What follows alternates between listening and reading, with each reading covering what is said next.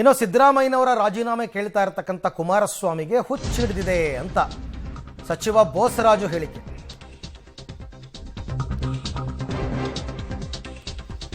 CM Siddaramaiah ರಾಜೀನಾಮೆಗೆ ಕುಮಾರಸ್ವಾಮಿ ಅವರು ಆಗ್ರಹಿಸ್ತಾ ಇದ್ದಾರೆ. ಅವರು ಹುಚ್ಚಿಡಿದಿದೆ.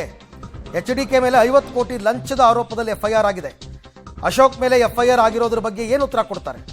ಇವರುಗಳ ಮೇಲೆ ಎಫ್ಐಆರ್ ಆಗಿದೆ, ಇವ್ರು ರಾಜೀನಾಮೆ ಕೊಡ್ಲಿ ಮೊದಲು ಅಂತ ಎಗೇನ್ ಸೇಮ್ ಎಲ್ಲರೂ ಕೂಡ ಸಿಎಂ ಅನ್ನ ಸಮರ್ಥಿಸ್ಕೋತಾ ಇದ್ದಾರೆ.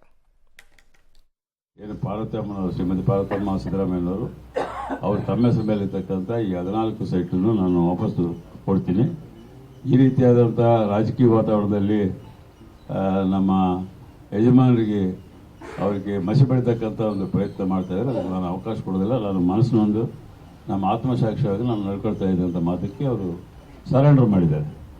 ಸರೆಂಡರ್ ಮಾಡಿದ್ರೆ ಹೆಂಗೆ ಸರೆಂಡರ್ ಮಾಡಿದೆ ಅಂತ ಕೇಳ್ತಾರೆ ಕುಮಾರಸ್ವಾಮಿ. ಈಗ ಅಶೋಕರನ್ನು ಕೇಳಿದ್ರೆ ಅಶೋಕರನ್ನು ಬಂದಿದ್ದು ನಾನು ಆಗಲೇ ಸರೆಂಡರ್ ಮಾಡಿದ್ದೀನಿ ಅಂತ ಅವ್ರು ಹೇಳ್ತಾರೆ. ಅವರು ವಿರೋಧ ಪಕ್ಷ ನಾಯಕರು, ಇವರು ಕೇಂದ್ರ ಸಚಿವರು, ಎರಡೂ ಸೇರಿರ್ತಕ್ಕಂಥ ಪಕ್ಷಗಳು.